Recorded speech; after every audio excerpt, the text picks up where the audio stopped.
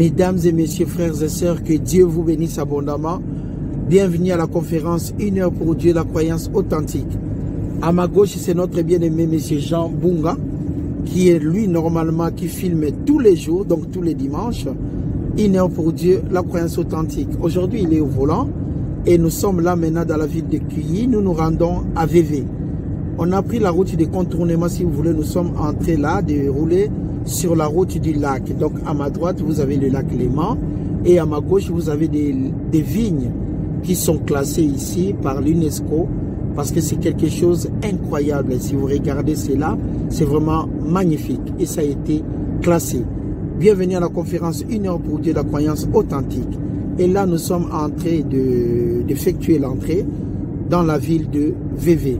Et nous allons partager notre enseignement aujourd'hui comme ça, parce que le thème de cet enseignement est la pensée de Dieu, qui est le point de vue de Dieu. Dieu est omniscient, omnipotent, omniprésent. Il est le Père de notre Seigneur et Sauveur Jésus-Christ. Il nous a créés à son image. Il nous a appelés chacun par son nom. Dieu a tant aimé le monde qu'il a donné son Fils unique, afin que quiconque croit en lui ne périsse point, mais qu'il ait la vie éternelle.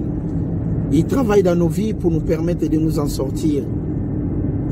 Mais il arrive, des fois nous pouvons traverser des moments pénibles dans la vie et nous ne comprenons pas quand est-ce que Dieu va agir. C'est ça ce que nous appelons la pensée de Dieu, le point de vue de Dieu. Il agit toujours d'une manière contraire. Quand l'homme pense que c'est jeudi, chez notre Dieu c'est le dimanche. Quand l'homme imagine que c'est trop tard, c'est notre Dieu, ce n'est que le commencement. En Ésaïe chapitre 55, verset 8, la parole de Dieu nous dit: vos pensées ne sont pas mes pensées, et vos voix ne sont pas mes voix, dit l'Éternel des armées. Et le thème de notre enseignement est la pensée de Dieu. Exode chapitre 11. En Exode chapitre 11, à partir du verset 1 jusqu'au verset 11, il y avait eu un nouveau pharaon. Après la mort de Joseph, et ce nouveau pharaon n'avait pas connu Joseph. Et pour lui, il avait remarqué qu'il y avait tellement les enfants d'Israël dominés en Égypte. Et il a établi des corvées, des travaux pénibles contre les enfants d'Israël, pour leur faire souffrir. La souffrance était tellement énorme. Et ces derniers, donc le peuple d'Israël, demanda à l'Éternel la sortie, la délivrance. Ils ont tellement attendu pour trouver la voie de sortie que nous appelons Exode, une voie pour s'en sortir. Et Dieu, un jour, a attendu leur prière et il a rendu disponible la sortie. Nous allons travailler cet enseignement pour comprendre la pensée de Dieu. Pour venir ici à VV, la route que nous venons d'emprunter, qui est la route du lac, peut prendre 20 minutes pendant les jours ouvrables. Mais les gens préfèrent souvent prendre la route, l'autoroute, qui est plus rapide. Mais c'était juste pour donner l'image des temps que nous avons passés. Toute personne allait nous dire: mais pourquoi vous avez pris cette route? Ça prend beaucoup de temps.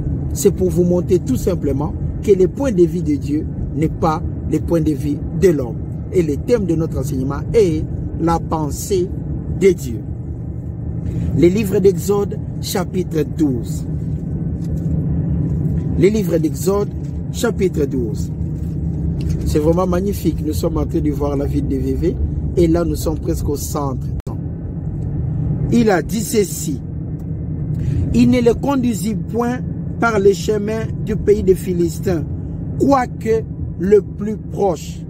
Donc si les enfants d'Israël ont emprunté, si le peuple d'Israël avait emprunté la route ou bien les chemins du désert de Sinaï par rapport à la mer Méditerranée, le Canaan n'était pas loin. La terre promise n'était pas loin. Par rapport à la mer Rouge qui était vers la frontière de Soudan ainsi que de la Libye. Et là, on a le désert d'Étam. Nous allons comprendre au fur et à mesure que nous allons partager cet enseignement qui est vraiment énorme. Mes frères et sœurs, mes bien-aimés, quand vous avez des problèmes dans la vie, n'hésitez pas à mettre Dieu en première position. Parce que les pensées, les pensées de Dieu ne sont pas vos pensées et les voies de Dieu ne sont pas vos voies. Ce que l'Éternel peut faire pour nous, c'est toujours incroyable. Il a dit lui-même qu'il a établi pour nous des projets de bonheur et non de malheur. Maintenant, comment nous pouvons comprendre ce que Dieu pense pour nous? Parce que c'est lui seul qui est omniscient, omnipotent, omniprésent. À la sortie de l'Égypte pour les enfants d'Israël, ils devaient tout simplement emprunter le désert de Sinaï pour arriver au Canaan.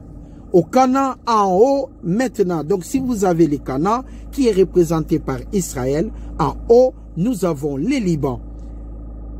Et en face de la mer Méditerranée, on a la Grèce, le pays que nous appelons Chypre. Il y a Chypre du Nord et Chypre du Sud. Mais en bas vers la Méditerranée, qui était plus loin, on a la frontière de Soudan ainsi que la Libye. Et de ce côté-là de la mer Rouge, il y a aussi la Jordanie, l'Arabie Saoudite, Yémen et d'autres pays que nous disons des pays arabes actuellement.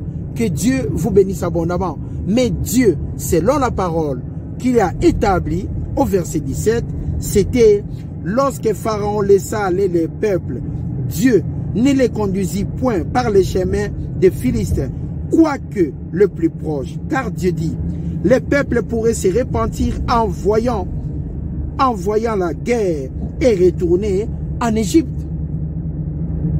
Ces peuples, ils avaient tellement peur. Le peuple israélien avait tellement peur, même à la sortie. Ils ont dit à Moïse, mais pourquoi tu nous as amenés ici?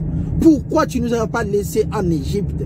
Mais Dieu, en tant qu'omniscient, omnipotent, omniprésent, n'avait pas conduit les enfants d'Israël à traverser tout simplement le désert de Sinaï. Mais il les a conduits autrement.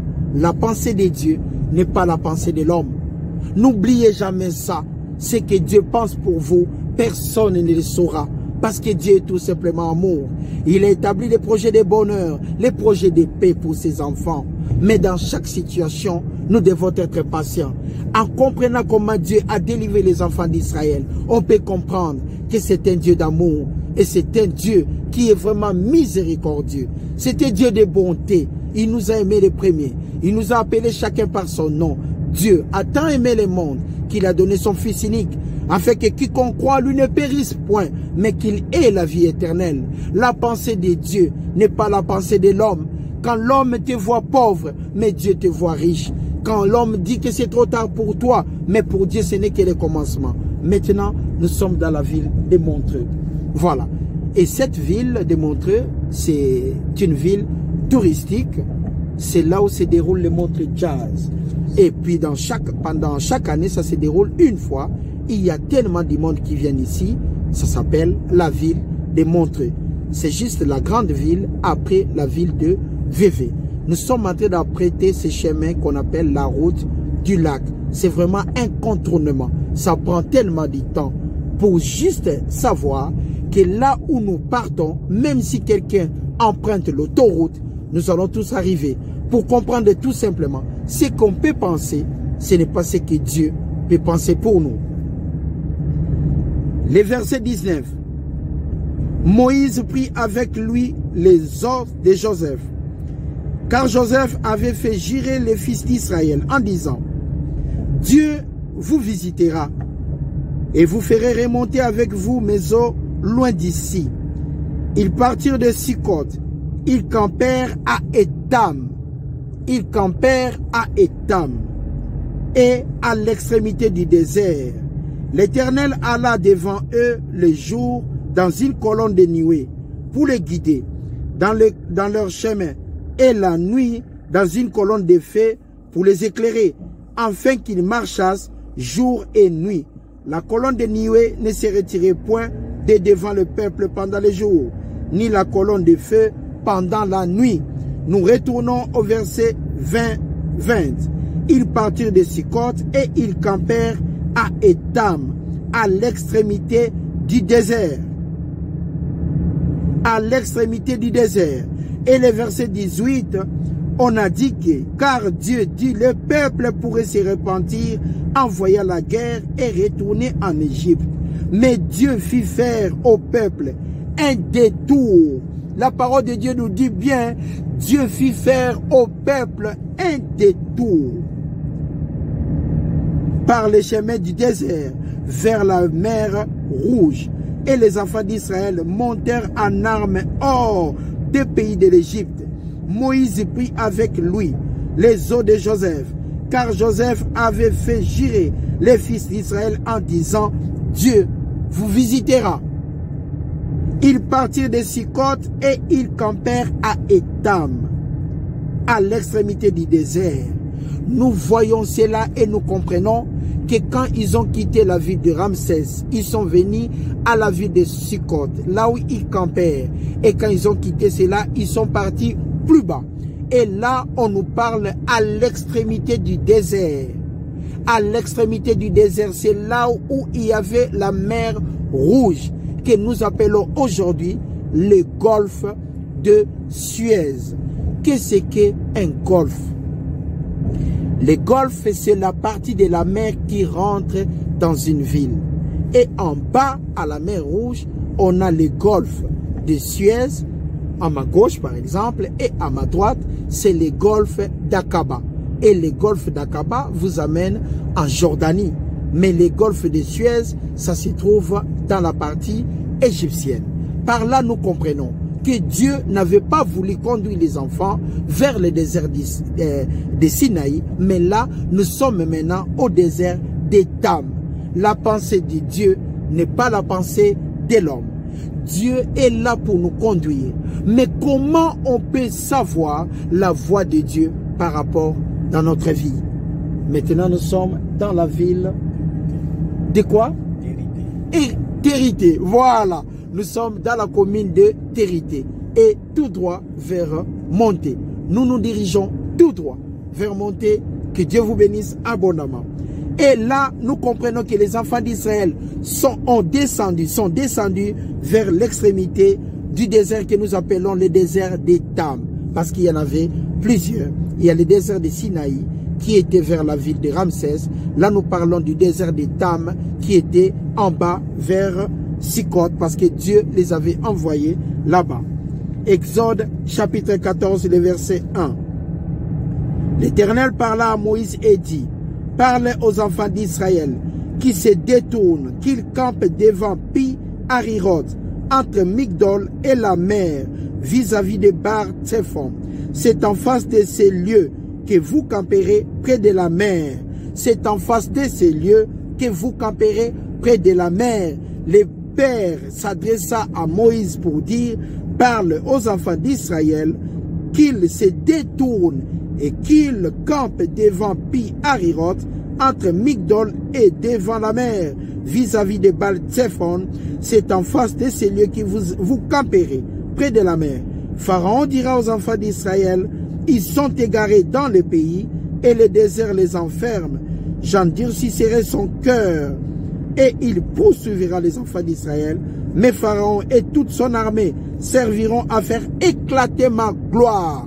La pensée de Dieu n'est pas la pensée de l'homme. Et Dieu dit, il s'adressa à Moïse pour lui dire, écoute, adresse-toi, dites aux enfants d'Israël de se détourner, descendre encore vers l'extrémité de la mer Rouge. C'est incroyable. C'est incroyable quand Dieu travaille dans nos vies. On peut être jugé de toute manière, mais Dieu est toujours de notre côté. Avec Dieu, nous formons la majorité. Avec Dieu, nous fonctionnerons toujours par amour.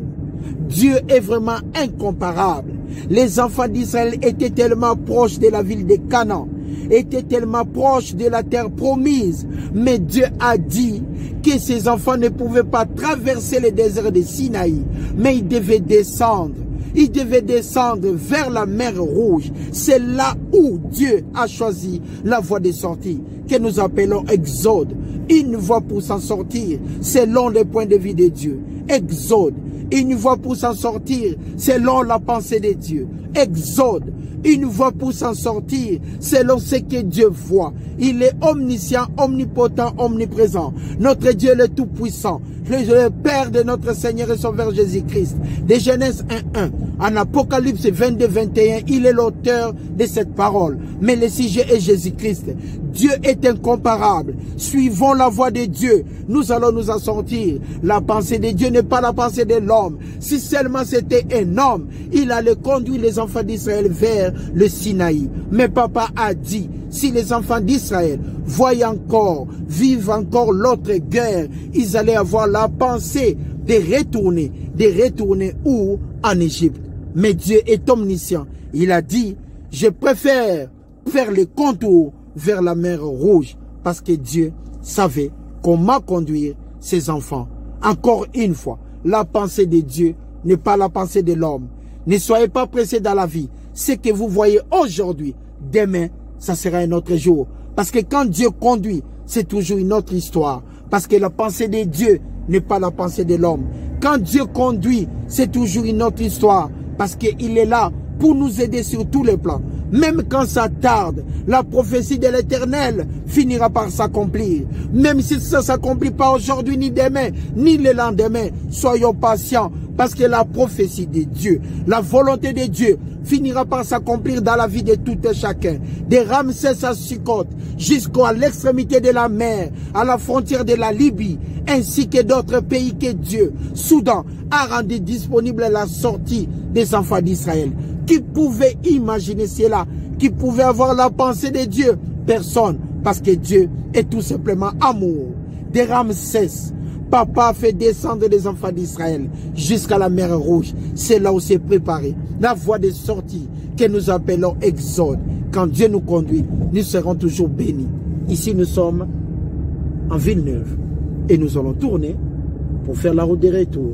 Bienvenue à la conférence 1 heure pour Dieu, la croyance authentique. À ma gauche, c'est mon bien-aimé, M. Jean Bunga. Que Dieu vous bénisse abondamment. Exode 14. Nous allons lire maintenant le verset 17.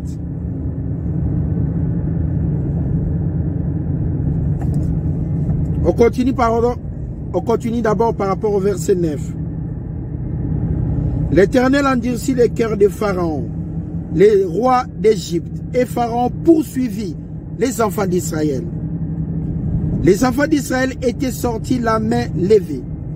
C'était à la hâte. Les Égyptiens les poursuivirent et tous les chevaux, les chars de Pharaon, ses cavaliers, son armée, les atteignirent campés près de la mer, vers Pi-Hahiroth, vis-à-vis de Baal-Tsephon. Pharaon approchait. Le point de vue de Dieu aussi approchait. Pharaon approchait avec son armée. Le Dieu Tout-Puissant aussi était là. Pharaon approchait avec ses cavaliers. Le Dieu Tout-Puissant aussi était là. Les problèmes s'approchent dans la vie de tout et chacun. Mais notre Dieu aussi était là. La pensée de Dieu n'est pas la pensée de l'homme. Les enfants d'Israël levèrent les yeux. Et voici les Égyptiens étaient en marche derrière eux. Les enfants d'Israël eurent une grande frayeur. Ils ont eu de la peur. Mais il y avait une chose qu'ils avaient oubliée, que la pensée de Dieu n'était pas la pensée de l'homme. Le point de vue de Dieu n'est pas le point de vue de l'homme. Ce que Dieu peut penser dans la vie de tout et chacun, ce n'est pas la même chose que l'homme peut imaginer pour vous. C'est incroyable de vivre l'amour de Dieu qui est sa parole. C'est quand même incroyable d'accepter Jésus-Christ comme étant notre seul Seigneur et Sauveur. C'est une délivrance énorme parce que nous comprenons que Dieu est incomparable. Les enfants d'Égypte, les Égyptiens s'approchaient et les enfants d'Israël ont eu une grande frayeur. Pourquoi ils ont eu peur? Parce qu'ils ont vu de leurs propres yeux que l'armée égyptienne s'approchait. Et c'était une armée tellement puissante. Ces enfants d'Israël, quand ils sont sortis de l'Égypte, en marche l'exode pour s'en sortir, la voie pour s'en sortir, comprenez que Dieu était le Tout-Puissant. Mais face à chaque situation, la pensée de l'homme peut se tourner. Ça peut devenir négatif. Mais Dieu est là pour nous conduire afin que nous puissions toujours rester positifs. Et les enfants d'Israël eurent une grande frayeur et crièrent à l'Éternel.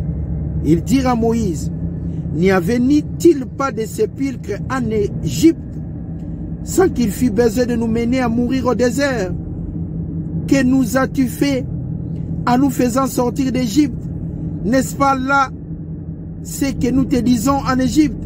Laisse-nous servir les Égyptiens, car nous aimons mieux servir les Égyptiens que de mourir au désert. Moïse répondit au peuple, ne craignez rien. Moïse répondit au peuple, ne craignez rien. Et pourquoi Moïse a répondu au peuple, ne craignez rien? Parce que Moïse avait confiance à Dieu. Moïse savait qu'avec Dieu nous ferons des exploits. Moïse savait qu'avec Dieu nous formons la majorité. Moïse savait qu'avec Dieu la voie de sortie est disponible. Moïse savait que seul Dieu pouvait établir l'exode, une voie pour sa sortie. Moïse savait, Moïse était sûr et certain que Dieu est amour. Moïse était sûr et certain que Dieu est incomparable. Il savait que l'Éternel était le Tout-Puissant, que Dieu était l'Éternel et que l'Éternel était Dieu. Moïse connaissait l'adresse de Dieu. Moïse connaissait le Père de notre Seigneur et Sauveur Jésus-Christ. Moïse était tellement sûr. Il était tellement sûr même que quand le peuple d'Israël a eu peur, Moïse était tellement sûr. Il répondit, ne craignez rien. Il répondit, ne craignez rien, mais pourtant Moïse n'avait pas une armée. Moïse n'avait pas de cavaliers. Moïse n'avait pas de chars. Mais il répondit aux enfants d'Israël, ne craignez rien. Moïse répondit, ne craignez rien parce qu'il était sûr. Moïse répondit, ne craignez rien parce qu'il savait la promesse de Dieu. Moïse répondit, ne craignez rien parce qu'il savait que Dieu n'était point un homme pour mentir, ni un fils de l'homme pour se repentir. Moïse ne craignait rien parce qu'il a compris que Dieu était amour. Il répondit aux enfants d'Israël, ne craignez rien. Mais pourtant il n'avait pas une armée. Ne craignez rien. Pourtant il n'avait pas de soldats énormes. Ne craignez rien. Pourtant, il n'avait pas de flèches. Ne craignez rien. Il n'avait pas de cavaliers. Mais il répondit aux enfants d'Israël, ne craignez rien. Incroyable, n'est-ce pas? Ne craignez rien, mes bien-aimés. Ne craignez rien, frères et sœurs. Quand Dieu est avec vous, vous formez la majorité. Quand Dieu vous accompagne dans la vie, vous allez réussir. Quand Dieu est à côté de vous, vous êtes sûr et certain. Solide comme un roc. Quand Dieu est à côté de vous, tout ce que vous vivez n'est que temporaire. Quand Dieu vous accompagne, vous partez vers la réussite. Et ça, c'est incorruptible. Moïse répondit, ne craignez rien. Incroyable. Et pourtant, devant eux, il y avait une armée énorme. Mais Moïse répondit, ne craignez rien. Incroyable Moïse, les serviteurs de Dieu, l'homme le plus patient sur la terre. Moïse qui connaissait l'adresse de Dieu. Moïse qui était tellement sûr de l'Éternel des armées. Aujourd'hui, on peut douter des situations compliquées dans la vie. Aujourd'hui, chacun de nous a peur de la maladie. Chacun de nous a peur de la pauvreté. Quand on est chômeur, on a peur de la vie. Quand on a des problèmes, on a tellement peur. Mais Moïse avait répondu, ne craignez rien. À vous le peuple de Dieu, ne craignez rien. Car c'est Dieu qui conduit. Exode, une voie pour s'en sortir. Ne craignez rien, restez en place. Ne regardez et regardez la délivrance que l'Éternel va vous accorder en ces jours. Car les Égyptiens que vous voyez là, car les problèmes que vous vivez maintenant à vous, le peuple de Dieu. Mes frères et sœurs, chers amis, bienvenue à la conférence 1 heure pour Dieu, la croyance authentique. Moïse répondit, ne craignez rien. Restez tranquille. Il leur dit, ne craignez rien. Restez tranquille. Restez en place et regardez maintenant ce que vous allez voir. La délivrance que l'Éternel va vous accorder en ces jours. Car les Égyptiens que vous voyez aujourd'hui, les problèmes que vous traversez aujourd'hui dans vos vies, la maladie, le chômage et tout ce qui peut venir dans votre vie. Le problème que vous voyez aujourd'hui, les Égyptiens que vous voyez là, qui représente un problème énorme pour vous. Ne craignez rien. Vous ne les verrez plus jamais, car l'Éternel combattra pour vous et vous gardez tout simplement le silence. La pensée de Dieu, incroyable papa, la pensée de l'Éternel pour la sortie des enfants d'Israël en Égypte. Exode, une voie pour s'en sortir. Exode, la direction de la réussite. Exode, la pensée de Dieu. Exode, le point de vue de l'Éternel. De Sinaï vers le désert d'Étam. De Sinaï vers le désert d'Étam, à la frontière de la Libye, ainsi que d'autres pays. Parce que Dieu est tout simplement amour. Dieu est grand. De Sinaï à la frontière de la Libye. De Sinaï à la frontière du Soudan. De la Méditerranée vers la mer Rouge. C'est ça la pensée de Dieu. Des fois nous pensons sortir à gauche, mais l'Éternel a établi à droite. La pensée de Dieu n'est pas la pensée de l'homme. Le point de vue de Dieu n'est pas le point de vue de l'homme. C'est que Dieu pense pour vous. Personne ne le saura. Parce que papa est tout simplement amour. Mais vous, gardez le silence parce qu'il combattra pour vous. Ne craignez rien. Restez en place et gardez le silence. L'Éternel combattra pour vous. Soyez tout simplement rassurés comme Moïse l'a fait. Pourquoi Moïse était arrivé à ce point? Parce qu'il connaissait l'adresse de Dieu. Il a dit dans sa parole que 1000 tombent à gauche, 10 000 à votre droite. Vous ne serez pas atteints. Moïse savait que Dieu n'était point un homme pour mentir, ni un fils de l'homme pour se repentir. C'est même papa qui a conduit Abraham. C'est même papa qui a été avec David. C'est même papa, le Père de notre Seigneur et Sauveur, Jésus-Christ, qui l'a ressuscité des morts. C'est le même Dieu qui a conduit les enfants d'Israël à la sortie de l'Égypte. Exode, une voie pour s'en sortir dans vos vies. Que Dieu vous bénisse abondamment. Exode, une voie pour s'en sortir en cas de maladie. Exode, une voie pour s'en sortir en cas de pauvreté. Papa accompagnait les enfants d'Israël. La pensée de l'homme n'est pas la pensée de Dieu. On pensait, on imaginait que ces enfants allaient emprunter le désert de Sinaï pour s'en sortir. La même chose qu'on a fait ce matin avec mon frère Jean Bunga. Nous avons emprunté la route du lac pour se rendre jusqu'à Montreux, jusqu'à Villeneuve. Maintenant, nous sommes de retour pour partir jusqu'à